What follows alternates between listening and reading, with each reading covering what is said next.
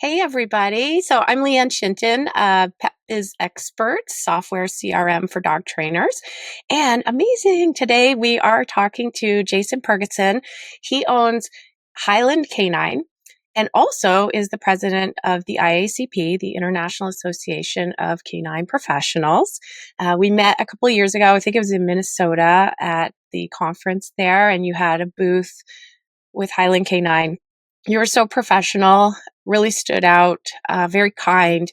And also, just to kind of introduce you a little bit here, but one of the ladies that was there, because you had some people there with you, and I think she might have been from Costa Rica or something. She was a student, and she was just a joy. Like everybody around you was just a joy, so happy, and just a really good testament to the work you must be doing over there in at Highland Canine in North Carolina.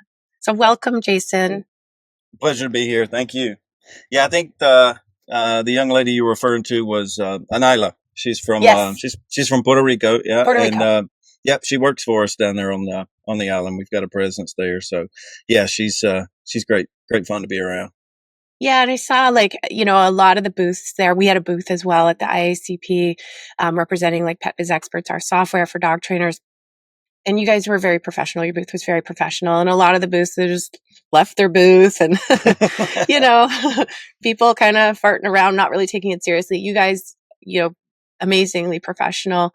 And also, I know one of the dogs that I assume bred or you developed into an amazing service dog, and his name is Herc. And I got to meet him last year. Yep, good old Hercules. Yeah. Wow. What a dog. What a dog. Like, perfection as far as like helping that family with the service dog needs. Yep, absolutely. Awesome. Yeah, great family there. Jay and those folks are always welcome, and it's a good time to be around them. So Yes, absolutely. they love their dog diving. Yeah, and Hercules was just like whatever. Like, he was just such a good boy. He knew his job, and he was just the perfect match. And of course, Jay is a dog guy, so it's easy to maintain that level of training. Awesome. Well, would you mind sharing a little bit about, like, introduce yourself and Highland Canine and, of course, the amazing IACP? Yeah, so I'll start with Highland Canine. For me at first. So my wife and I started the business in 2006. So next year will be 20 years for us. We're here in our main facility is here in Harmony, North Carolina, which is a pretty rural place in the foothills of North Carolina. We started very small. We started with 3 kennels, and over the years have grown that to, I think we have around 50 kennels now. We have a school. We're sort of a multifaceted business in that we've got a number of divisions. We have our pet division, do a lot of pet training, a lot of behavior modification. We do a lot of that here in North Carolina. However, we've also got contractors who work for us throughout the United States and as well in Puerto Rico, as I mentioned earlier with Anila. In addition to that, we have our school for dog trainers. That's where we have people come in and learn to be professional dog trainers. We prepare them for the industry, got a variety of programs. We have 3 campuses, our main campus being here in North Carolina. This is where we run our 6-month program. And then we've got a campus in Alabama, which we consider our Southeast campus. We do shorter programs there, 6, 8, and 12 weeks for a variety of different things, everything from pet training to police dog training to search and rescue and detection. And then our 3rd campus is our newest one. It's about 2.5 years old. That's our Hill Country campus, and it is in the Hill Country of Texas. So it's pretty rural, about an hour and 40 minutes west of San Antonio. So that particular campus hosts primarily our service dog, 18-week service dog trainer program. So in addition to that, we have police and military working dog division. We do a lot of police dogs, detection dogs, patrol dogs, in addition to search and rescue. We've done some pretty different, even sometimes considered obscure detection dogs, trained dogs to find everything from bat guano to bumblebees. So, Wow. yeah, yeah. Um, we we also have, as you mentioned, we have a service dog division as well that trains service dogs for people with disabilities. We do a lot of different dogs, but our primary focus is to provide dogs for individuals with autism spectrum disorders. So we've been doing that since 2008, 2009. So, Outstanding. yeah. So 20 And then years doing this, and almost, you just cover everything. That's amazing. What, which area do you find, like, if I'm a new dog trainer and I come to the school and like, I want to make a career of this, I want to move into something that is going to make money, be successful, pay the bills. I've always found pet dog training is kind of where it's at. What would you say? that's where it's at. Yeah, absolutely. We, we get our 6-month program here. Teaches a lot of different things. We dive into police dogs and search and rescue and service dogs, etc. We get a lot of folks who initially come to us saying, "Oh, I want to be a police dog trainer. That's my passion. That's what I want to do." That is an incredibly difficult industry to get into. I'm just being completely honest. It's difficult, not impossible. You better have really thick skin, and you better be prepared to play the long game if you want to be in police dogs. You also better be ready to make it crystal clear to your potential clients how you're unique, different, or better, because like I said, that's a really tough industry. We also Makes get sense. people who come here who say, I want to be a search and rescue trainer. I want to help save people. I want to train cadaver dogs. I want to help bring closure to families. That is, as noble as that is, there is absolutely no money in that. I'm just here to tell you. Those people who come to us with this notion that they're going to make a living just training search and rescue dogs, I have to unfortunately be the bearer of bad news a lot of times and say, hey, as passionate as you may be about it, I don't want to bust your bubble. But the reality is having a full-time career doing just that is pretty much impossible. Yeah. So pet dog training sounds like definitely where it's at. That's been my experience. Yeah, pet dogs. What I generally tell people is pet dogs are really sort of the bread and butter of any professional dog trainer. However, if you take the time and put forth the effort to gain some experience and get good at behavior modification, identifying and resolving behavioral issues in pet dogs, it can really make a difference in the number of leads you get and the number of clients you can close. Yes, agreed. So you're getting a lot of referrals, a lot of reviews because people trust you and you're the go-to. So Yeah. And what I tell people, a lot of times is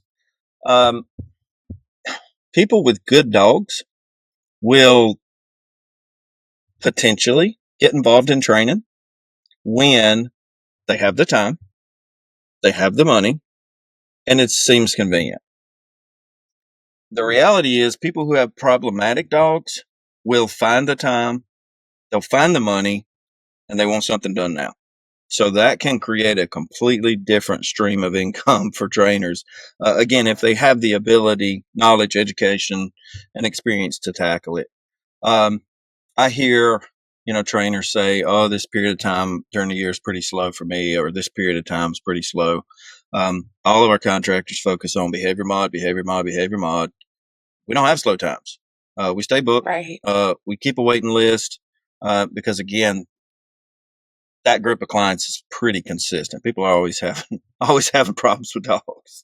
Yeah, definitely. Like reactivity, I would think would be like number one on that list.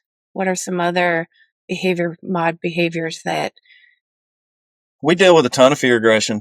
I'll be honest with you, particularly in the last several years since all of the, as we call them, the COVID puppies, are starting to develop and create issues and problems for people. I know it's been about 5 years, but those dogs are still around and still in need of training, believe it or not.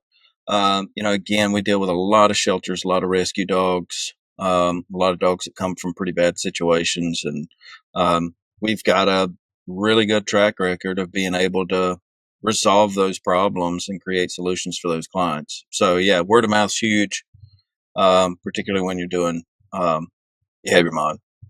Awesome. I think too, like what this is bringing to mind, I know you and I talked about this before, is like we deal with a lot of dog trainers who are already established dog trainers. And what I'm hearing is they're ready to grow and maybe they need to hire. I'd love to hear more about like Highland Canine, and if you have trainers that have been in your program and might be someone that are looking for a career to work under somebody, or even if I hired somebody and I'm like, this person is pretty great. Now I want to send them for more training so that they're amazing. I know that a lot of dog trainers, they worry about developing somebody to be amazing, and then that person's going to leave them, or that person is going to leave them and open up next door and compete against them. But I think that it's amazing to have an amazing team, and you want the best of the best for your clients. And I think like sending your potential trainer to a school like yours could be super advantageous on so many levels, and it would build so much loyalty for that staff member because you've really put in the effort to train and develop them. So maybe share a little bit about how your school can maybe help some established trainers in some hiring, some training. Yeah, we actually get established businesses who send us graduates. We have businesses who seek out our graduates. It's good for us, good for our graduates. Yeah, that's a pretty complex question because there's a lot of parts to it.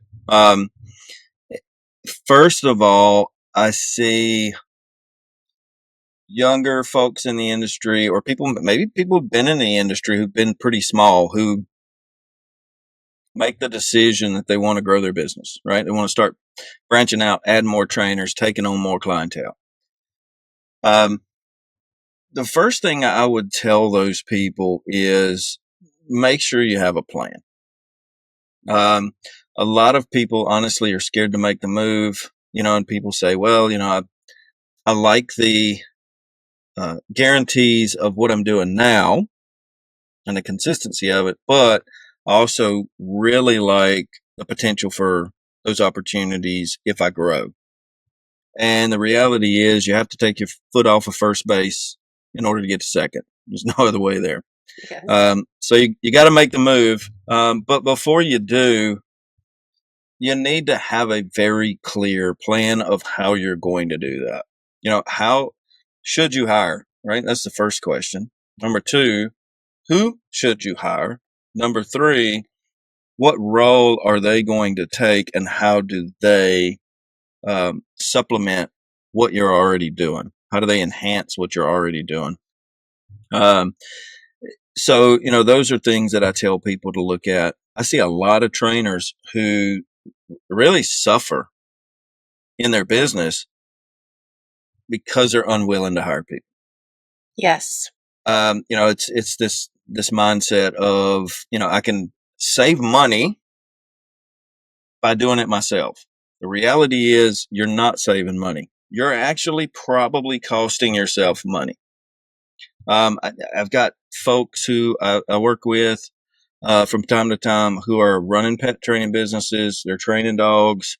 They're the dog trainer, the expert in their business. They're also the kennel staff.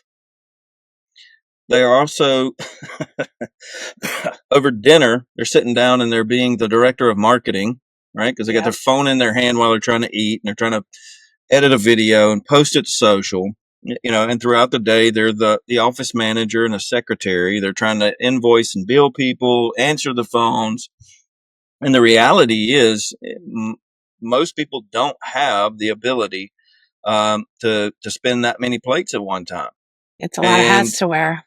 it's a lot of hats to wear. And the reality is, if you're trying to spin that many plates at once, sooner or later, they're going to fall apart. The other side of that is, let's say you can do it. That doesn't mean you should. And I say that because uh, that type of situation creates a lot of stress for people, a lot of anxiety. There's a lot of, what did I forget today? Did I forget to call this person back? So forth and so on. That's just really kind of unnecessary. And the reality is, if you're doing this job right, this is the most fun job on the planet if you're doing it right, but if you're trying to keep up with just way too much, it just gets to the point where it's not fun. It's way more stress than it ever is any fun. Yeah. And what I tell people is, stick to what you're good at. I consider myself a very experienced dog trainer. Been doing this 30 years. I've had a ton of success as a result of failures. We can get into that later if you want to. But bookkeeping is not my thing. Invoicing clients. I've got great people who work for me. They do a tremendous job of keeping up with that stuff. A lot of the clerical stuff and client management.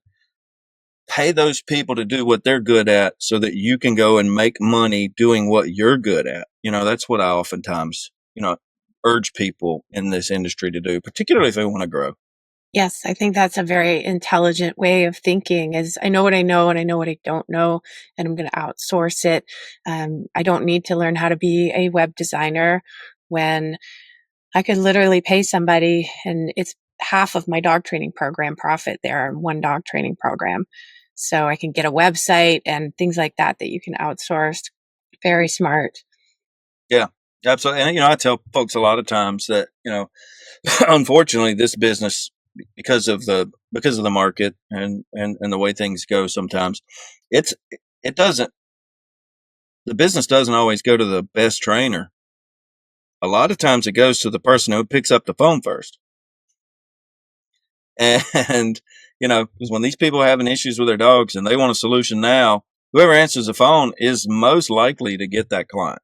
So, if you're cleaning kennels and you can't answer the phone, and you're invoicing clients and you can't answer the phone, and you're playing social media director and you can't answer the phone, that is going to cost you a tremendous amount of money in all of those missed leads.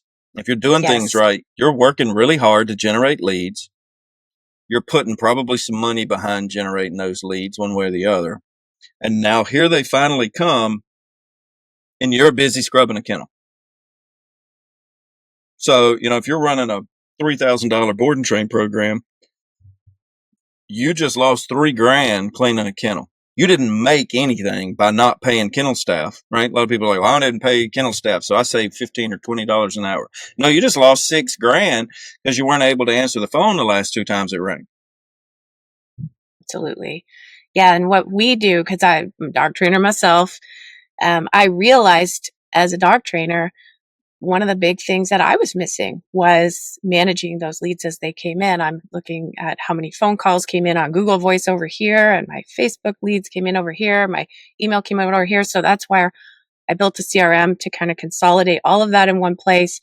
Sales pipeline with automated follow-up about 70%, and it saved about 10 plus hours of work a week by automating what I could. But we still have that manual element. You still want to pick up the phone. You still want to call those leads back and hit them pretty hard in the first 5 days once they reach out. So that was definitely something that we fill a bit of that void, and that can take a lot of pressure off of you. For our dog training business in San Diego, we still to this day don't have a set receptionist, but there's still 3 of them who are able to answer the phone through their cell phone when it rings, because we have it all ringing through the app. And it's just a really streamlined process, and we automate as much as we can. But I digress. I just wanted to share a little bit about that as a solution for folks that are missing leads, because you can leave so much money on the table. I think one thing I was thinking about when you were speaking earlier too is finding the right role for an employee. And I had this one guy, awesome dog trainer, but kind of getting a bit burned out. putting him in sales was the best thing, and he just killed it and loved it. So just kind of picking your brain on that. It can go the other way. So that's what I tell people a lot of times. It's employees is a 2-part thing. You have to find the right people, and you have to have them in the right role. You're talking about this guy who was a great trainer, got burned out, moved him to sales, and it really kind of gave him a boost. I've seen that happen. But I'll tell you a little story. I had an employee, it's been a number of years ago. She was hired as kennel tech. She did that for quite a while. She was incredibly good, loved taking care of the dogs. We ended up pushing her up to kennel manager. So she was managing kennel tech. She was managing kennels. And let me tell you something. I don't know that I'll ever find anybody as good at it as her. I mean, she was just tremendous. However, she had aspirations of being a trainer. So we, as a bit of a reinforcer for the great job she was doing in the kennels, we said, okay, train your replacement. We'll train you to come in on the training side. She came on in training side and just failed miserably. It was not for her. So then after that failure in the training aspect of it, I lost her all completely, right? Now she's completely gone because she didn't want to hang around a job where she'd failed so bad. Despite us doing everything we could to make her successful, it just really wasn't something that she had any sort of aptitude or talent for. And I think she felt like she would be good at it, and then really kind of figured out really wasn't her forte. So Right. it can go both ways. Having the right people Yeah. and having them in the right position is what's going to make your business really strong. Yeah, and I love this conversation because I've started numerous dog training businesses, and one's been super, super successful. I've sold them all, and it's usually life, and I'm like, I'm moving, so I have to sell my business. And so building something to sell it is a mindset that I've always had, very entrepreneurial, family and such. But if you're working in your business, like you were saying, you're cleaning the kennels, you're doing the social media, you're doing the marketing, you're doing the sales, you're doing everything, you're working in your business, it's not going to be sellable because you are needed, you're mandatory. So you need to You be are able the to, business. yeah, you're it. Yep. So you need to get to a point where you're working on your business versus in your business. And think about one day, hey, life changes and you want to have something that you've created to sell. Yeah. I mean, for younger folks or folks who hadn't been doing it a while, kind of litmus test for them, I tell them, if you're going on a all expense paid 2-week vacation in Europe, right? Trip of a lifetime.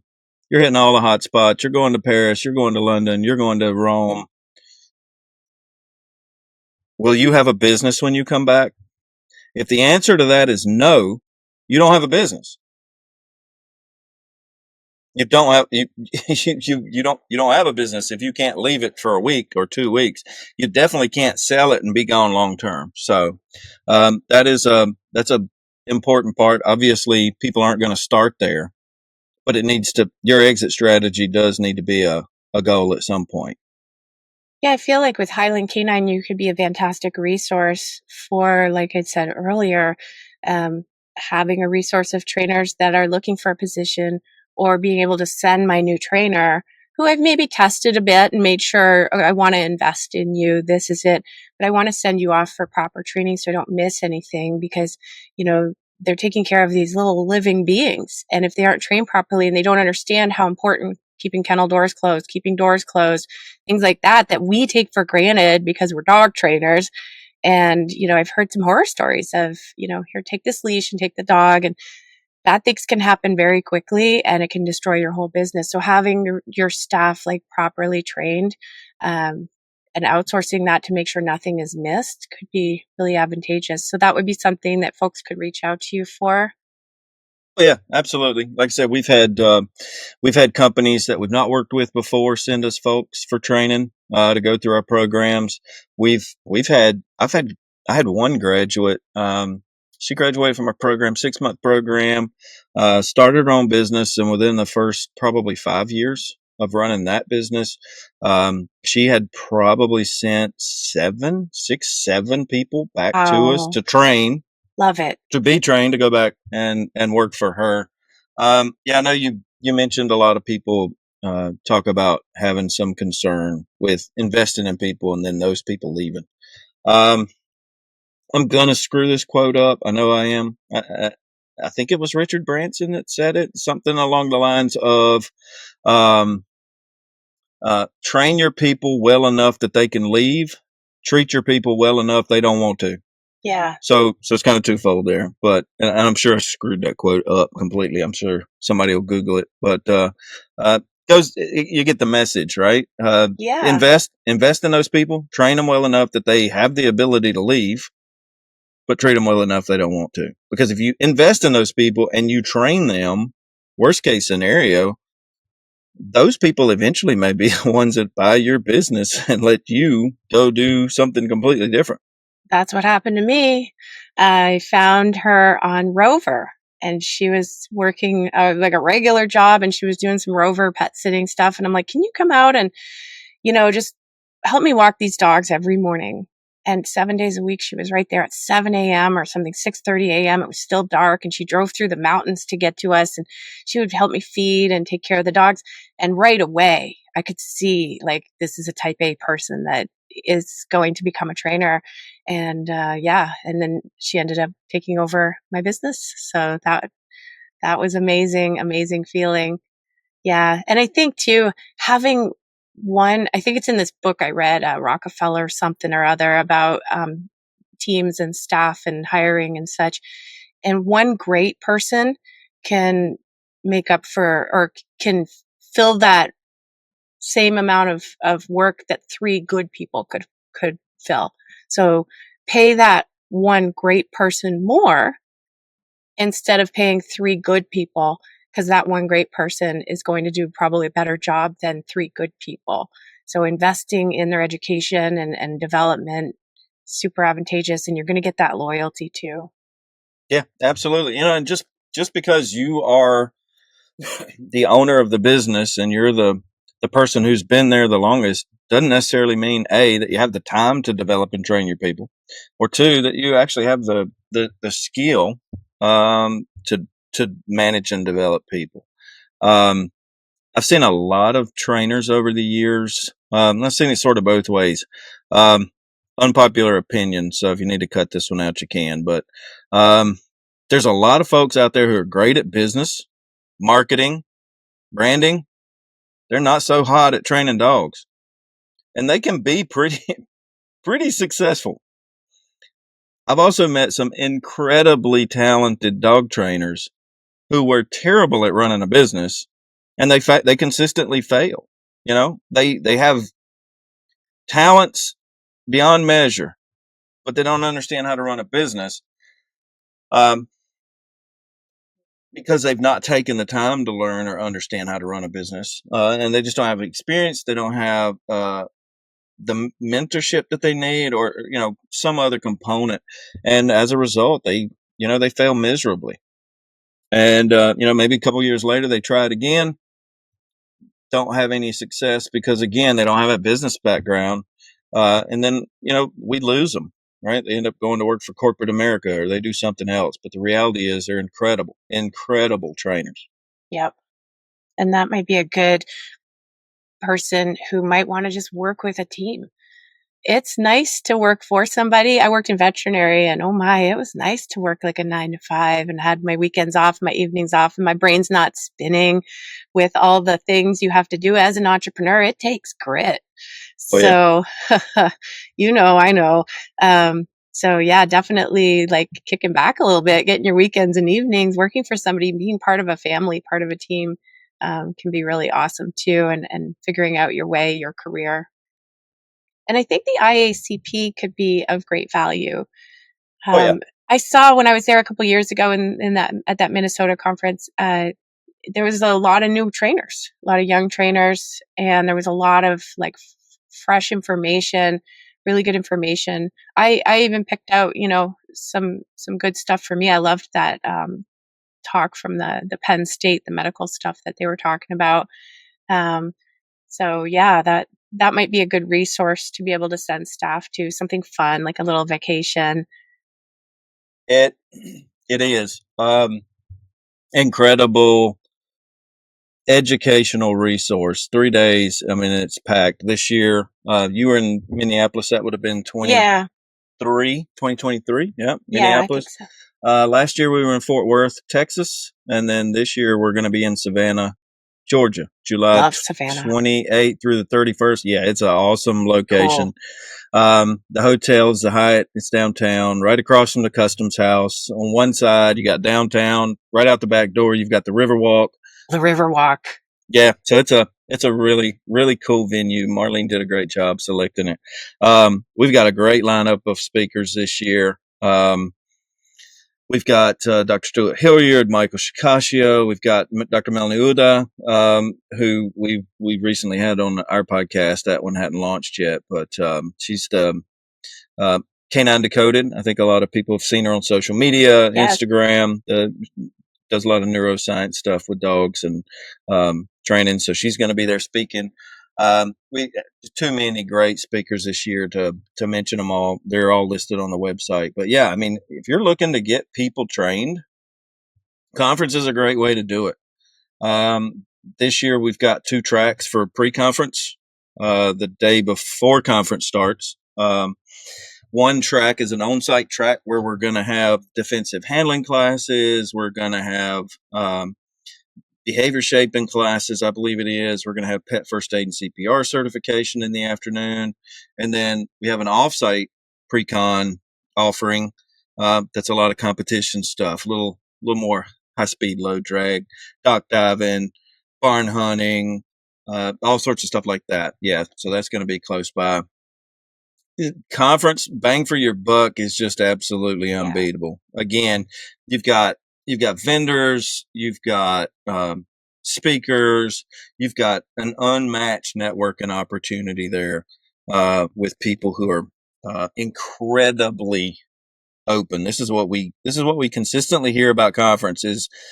Everybody just is super welcoming to new folks. We get a ton of new attendees every year. We get a lot of new members each year, younger folks getting into the industry, join the organization.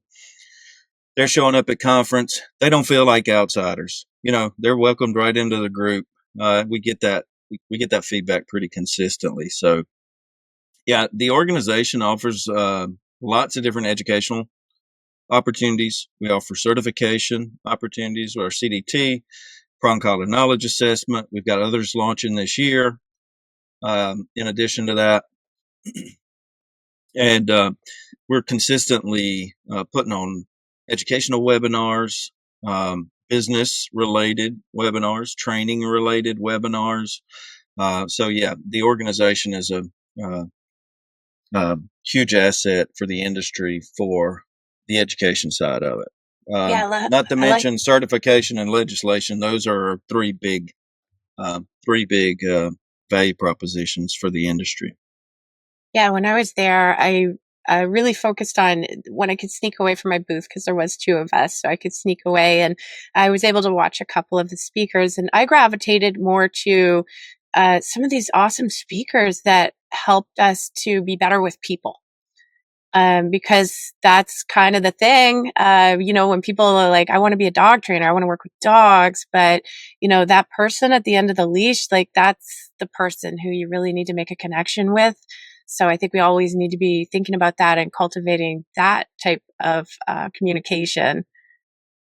So that was a big one. Absolutely. This is something I talk about a lot. I tell people I've never met a dog. I've been doing this over 30 years. I've trained thousands of dogs. I have never met one that had a disposable income. You get paid by the people. I get folks who pretty consistently say, when you ask them, hey, why do you want to be a dog trainer? Well, because I love dogs. I hate people, but I love dogs. Well, if that's the case, you're in the wrong business. I'm here to tell you right up front. Full transparency, you're in the wrong business. talking about developing employees, starting your business, growing that lead generation you mentioned. I know earlier that at some point you got to pick up that phone, you got to make that contact, you got to create that connection, you got to build trust with that client. People are not going to do business with you if they don't like you and they don't trust you. So those are the two hurdles you're going to have to get over initially, before you even consider combating objections about price or any of the rest of the stuff. They gotta like you and they gotta trust you. And I think a lot of younger trainers struggle with that. If you're considering this as a career and you want to start your own business as a professional dog trainer, and you are not good talking to people, or you're not comfortable with those social settings where you are one-to-one or one to a small group, my best advice to people is work on that first. Because if you can't get over that hurdle, your abilities to train a dog are going to be irrelevant. And I know this is a pretty unpopular opinion. I get it. But the reality is I've seen a ton of people struggle because they can't effectively articulate training methodologies and concepts to others. And when we're talking others, we're talking people who may be elderly, people who may be peers, young folks in their late teens, early 20s. You may be talking to an entire family of people who have different ideas about how the dog should be trained, and you've got to learn to mitigate those things in the middle of lessons and classes. So, if you're not good with people, it's not going to matter how good you are with dogs, unless you're working for somebody else behind the scenes, which is perfectly fine. Yeah. That's perfectly fine. But again, if you want to start a business, you want to be the face of the business, the CEO, the president, you better be good working with people, again, getting them to know you, like you, trust you, and spend their money with you. Otherwise, you're not going to be doing it very long. Yeah, one of the things I learned early on was, when that person comes in the room, and they've got their little dog on the leash there, the eye contact, greet the person. And, they're the one who's footing the bill. But also, I'm assessing the dog, like peripheral vision. I'm watching the dog and I'm not putting so much pressure on the dog. And I'm not like, oh my God, I love your dog. And now the dog's piddling and things like that. So it's just good all around. Like as soon as they come into, meet with you, shake their hand, fist pump, whatever you do, but greet the person with a smile. Yep, absolutely. Yeah, you got to be able to engage with people. Again, you've got to be able to speak with them, answer questions confidently, and in a way that, again, you're going to build trust. Because, again, you got to understand, as a professional dog trainer, I don't care where you are, almost anywhere in the country, there's another trainer right down the road. So you've got to give this person a reason to do business with you. They already found a reason to get their dog trained. It's your job to make sure they're doing that with you and not the person down the road. Awesome. I like that you mentioned too the certification course that the IACP includes or provides CDT, right? It is. So CDT, Certified Dog Trainer. Yeah, it is an incredibly comprehensive certification, peer-reviewed certification. Yeah.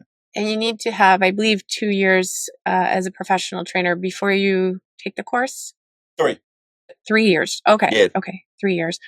Okay. So that could be something too for your staff. If I have my team of trainers, I could say, all right, guys, I don't think it's very expensive too. And, just put everybody through the course. Do you have to have like one client or 2 clients that you kind of focus on? 3 clients that you focus on? So it says 3 case studies. It's 3 case studies. You've got to do a number of lessons with each one. Those have to be documented. There's other documentation, an initial application. I don't know when this is going to air, but next week on Thursday, we've actually got a webinar that we're going to be hosting that explains the CDT. It explains what you've got to do for it. It explains sort of the ins and outs. And then there's going to be a big Q&A session there at the end of it. So in the event that this comes out prior to that, and people are interested, it's definitely something that they should watch if you're considering that certification. That's exciting. That's so exciting. I just love I like taking tests and doing competitions and stuff like that. So yeah, I think this is just so exciting. And for trainers that have been training like 3 years, I mean, they're still baby trainers. So this is the perfect fit. And even trainers that have been training like 37 years, it might be a fresh boost that gets you excited about something. Yeah, absolutely. I love it. And again, it does offer, again, credibility because it is a comprehensive, again, peer reviewed certification. If you pass the CDT, you earned it. You put in the work. You put in some effort. So yeah, and it's very credible too. Yeah. The IACP, my favorite organization. So yeah. So I did want to pick your brain a little bit about any sales techniques or insights, anything. We've talked a lot about being a people person and things like that. But if there's anything else on your mind that could help dog trainers with managing that lead, closing that sale, any insights that you'd love to share? That's a loaded question. There's just so much to it. Here's something that a lot of people are surprised by. We don't run ads. I'm not saying ads are bad. I'm not saying I have an opinion either way. We've used Google ads, Facebook ads. We've done that many, many years ago. In the last 10 years, we've not spent any money on ads. One suggestion I would have for people, because we're seeing a lot of new folks coming in the industry and they're being attracted to companies that do just that. They really sort of run ads for you. They generate leads for you. That's it. They're setting up these ads. They're targeting your market based on criteria you give them, and they're just sending people your way. I'm not knocking that at all. It's great. It is a valuable for a lot of trainers. That is an incredibly valuable product or service that they're offering. But here's the here's the but. If you're getting all these leads sent to you and you don't know what to do with them and you're incapable of converting them, then all that money you're spending is a complete and utter waste. Yes. So now you're going to be pushing back on this person providing that service, saying, hey, I'm spending all this money with you and I'm not getting these clients and this is not working for me. Well, it may be that you're not answering the phone. Maybe it may be that your delivery when you answer the phone is not what it should be. It could be a variety of things that's creating a situation where you're not able to convert those leads. Maybe your price point on your product's too high. Maybe you're not doing a really good job of explaining the benefits of your product. You should know that product in and out, and you should be able to explain it to people in a way that they're going to have very few questions when you're done with your elevator speech, for lack of a better way to put it. But when you're done with that, they shouldn't have a ton of questions. You should be delivering this information in a way that they're going to be able to absorb it. You're going to be able to build trust. Yeah, there's a lot to the sales side of things. Here's one thing I would suggest to people. If you don't feel like you're great at the sales side of things, there are classes out there, there are books out there, there's audio books, podcasts, there's all sorts of stuff that you can get information from. Use what you like, get rid of the parts you don't. Again, a lot of trainers, and I may sound like a broken record here, so I apologize. A lot of trainers, particularly when coming into the industry and for the first 3 to 5 years of their career, all they want to do is learn more about dogs. I want to learn more about training. I want to learn more about developing and shaping behaviors. I want to learn how to, again, counter reactivity in dogs or deal with aggression in dogs and all these great things.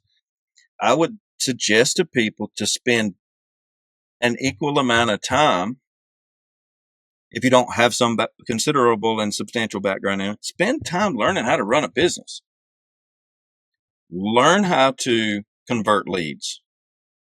learn what A/B testing ads is. Yes. Learn, all these things that you've probably never heard of. If you don't understand what ROI is, what SEO is, what those acronyms are, those are basic core things to running a business, right? So again, not opposed to ads, coming full circle here. But what I would also say about ads is don't put all your eggs in one basket. Learn how to generate leads in ways other than just simply paying money, right? I'm not saying not run ads. I'm saying learn other ways to do it. If you learn other strategies to generate those leads and convert them, then you have a way, right? What happens when Facebook goes away tomorrow and you put all your eggs in the I run Facebook ads basket? Yep. It happened with TikTok recently. Yeah. So I don't like having all of my marketing efforts going into any single thing. We still do networking events. Look at your local chamber. Look at local business networking groups. Go talk to people. Those things will generate leads. Like, what is it? 60% of the U.S. has dogs, at least one. I mean, it's a pretty big number. I think it's like almost 2/3 of the population. So, it's a pretty much 2 out of 3 chance that the next person you're going to talk to owns a dog. So there's a lot of ways that you can create awareness about your business. A lot of ways you can generate interest and leads without ad spend. I think, just to be clear, I'm not opposed to ad spend. I don't want people thinking I'm trying to say don't go with ad companies. No, they do a great job. But again, you need to be able to catch all those leads they are dumping in your lap and be able to do something with them. Otherwise, it's all for nothing. Yes. And that's what we do is we capture, we nurture, and we help you close through automation. But one of the things that I've used ads definitely when we move. We moved from like Oceanside, California to Fallbrook, and it was still in North County, San Diego, but it was an hour drive. So it was just a whole different market. So, it took a while for our website to optimize. So we ran ads during that time, which was critical for us to grow in that area. Just as some tips too, from my perspective, like we meet dog trainers, groomers, and they don't even have a website. So you need a website. It builds trust for people, and you need to get reviews. And I know sometimes it's stressful to ask for reviews, but just ask for them and strike like when the iron's hot. Like maybe you're graduating that client. It's like, okay, I'm going to let you fly on your own for a little bit. I'm going to go ahead and email you your graduation certificate. And in that, there's going to be a request for a review if you don't mind. So definitely be working your reviews because that helps your website to climb. Have a website. Look at your website, click on the buttons, call the phone number that's on your website, and listen to your voicemail greeting. I can't tell you how many times it's just like a really old voicemail greeting. You don't have a smile in your voice. You've reached 731-653, whatever the number is. That's you'll be amazed the number of trainers you can call, and that is their voicemail. You've reached this number. This voicemail box is full. Oh. So definitely look at it from your new leads, like getting all like, oh my God. But yeah, look at your website. Like look at if you have a calendar booking on your website, which is what we provide trainers so they can get, discovery calls booked and get evaluations booked. Look at it. Sometimes with that calendar, we recommend you only allow people to book 2 or 3 weeks out, 2 weeks preferred, because they book too far and then they forget about it and they no-show on you. But right around Christmas, you're taking a bunch of time off. You look at your calendar, you've blocked off your calendar, and now there's no availability. So just think about those things that those leads are seeing and look at it from that perspective. Yeah, get friends and family to jump online. Just say, hey, here's the name of my business. Go find me. Go find my business. Whatever you find, See if you can reach me. See how easy it is to reach me. Test it as if they're a potential client. Back to your earlier statement. Yes, I 1000% agree with you. You need a website. Very difficult in today's day to run a business off of social media. I know a lot of people think they can. What I tell people a lot of times is your website should be your number one advertising tool. We invest pretty heavily in SEO. That's why we don't have to run a lot of ads. We've done a lot of content generation over the years. That helps drive leads to us. That's not for everybody. I will say that. It's not for everybody. But if you don't know what I'm talking about, go out and look into search engine optimization and some of the benefits of that. Yes, you need a website. Your socials need to connect to it. Your clients need to be able to reach you easily from it. What I tell people is it's your number one advertising tool. You're training people's dogs. The owners look at it as they're sending their child off to training, or they're hiring somebody to look after their baby, and they're going to investigate in the same way they would if they're sending their kid off to school. Your website is the best place for you to give them that information. Your website should be developed and designed in a way that it answers all their questions, provides them all the information. More specifically, it makes them understand right up front what makes your services unique, what makes your offerings better, and it should allow them to learn about you and learn to trust you before they ever pick up the phone. What gets me is another one, almost as bad as voice mailboxes that are full, are websites about a training company that has absolutely no information about the actual trainer. None whatsoever. There's no about information. This is who's training your dog. This is their experience. Here's why they're qualified. This is kind of their background. None of that information. I would urge you to put that information on your website. Yeah, it's super important. Pictures, videos, help them make a connection with you. And definitely when I look at a dog training website, I know my ideal clientele. I like working with those fearful dogs because as a female, it's easy for me. I'm softer and the dogs aren't as kind of weirded out by me as opposed to my partner, Brett. He's a guy and, the dog's like, oh my gosh. But I do really well with those kind of soft little sissy dogs and also the kind of soft little sissy owners too. So I want my website to not be all police canine training. I do Mondio ring with my Belgian Malinois, but I don't really want to showcase that on my website. I want my doodles up there and such because those are the people I want to attract because it's my ideal client. So definitely looking at your website, thinking about your ideal client. And I think Jason and I, both of us aren't web designers or anything. We're not pushing anything here. I'm sure we can refer you to somebody, but we're just sharing from our experience and things that we commonly see with dog trainers. Yeah, one other thing I want to mention, because I talk about this, I do talk a bit about this in our school. We have a business section, and we do talk a little bit about social media, websites, those sorts of things, hitting some basics. And I tell a story if we've got a little bit of time here left. And that is connect with your clients the way they want to be connected with. I think a lot of people lose sight of that. And I did, and I'll tell you the story of how. So we were doing a redesign on our website.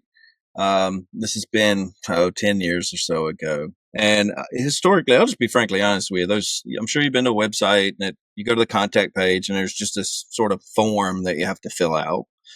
I hate those things. I absolutely hate them. I've never had one on my website because I despise them. Well, we're redesigning the website about 10 years ago, and the particular template I was trying to integrate into this thing had that form. I'm like, I would just leave it, right? But so if you go to our website now, it has this contact form, the one I hate, and then it has, here's how you get in touch with us on social. Here's our toll-free number. Here's our local number. I still have a fax machine. I don't have a fax machine. I have a fax number. I can explain that later if you want, but I'll explain now. We have a big government client that we've worked with for years, and that's the only way they communicate is through fax. So give people multiple ways to reach out Yes. to you, right? And reach out to them in a way that suits them. I hate the contact form, but I just left it on there, along with the other traditional channels that we used. And what I found out pretty quick after that redesign was apparently I'm the only person on the planet who hates the contact form because people just fill them out all the time. So just because you don't like being contacted in a way doesn't mean others don't. So give them a way to do that. If people go on our website and they fill out that contact form, one of the questions that we have for them is, how do you want us to reach out to you? You want us to email you, text you? You want an old-fashioned phone call? We'll do that too. Anything pretty much short of a carrier pigeon, that's how we're going to connect with you. And we're going to make it easy for you. And we're going to do it in a way that you're comfortable with. So keep that in mind when you're doing that whole process. If you're calling a client and they're texting you back saying, hey, busy right now, blah, blah, blah, quit trying to call them. Yep. Just text them. I love that. If you call them and then they send you an email with them. Give them multiple channels and use the one that they want to use, not the one you want to use. That is such great advice. Like, I'm a person, I will never call a business.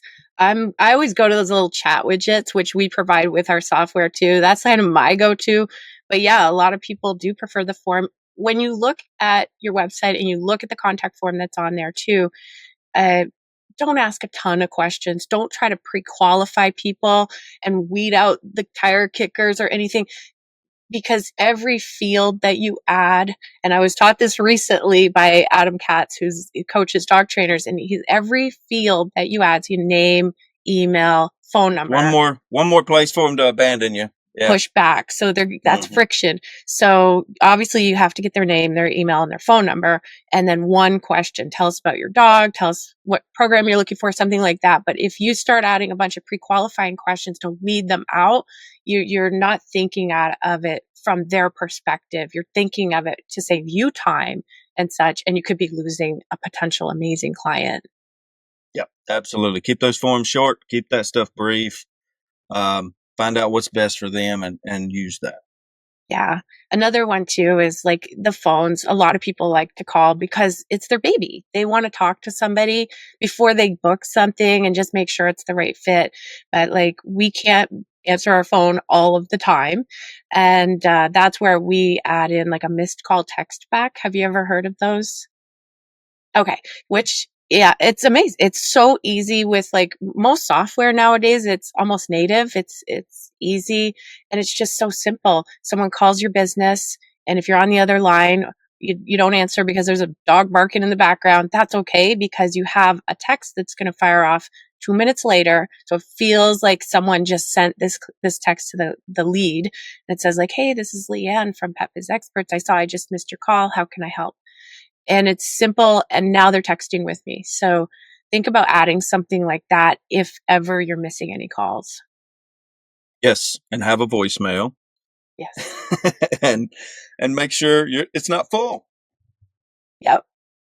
Absolutely. Yep. Check everything on the front end and check your website. Make sure you're good so that you can capture all of those leads.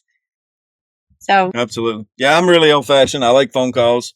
But I get a ton of people who text.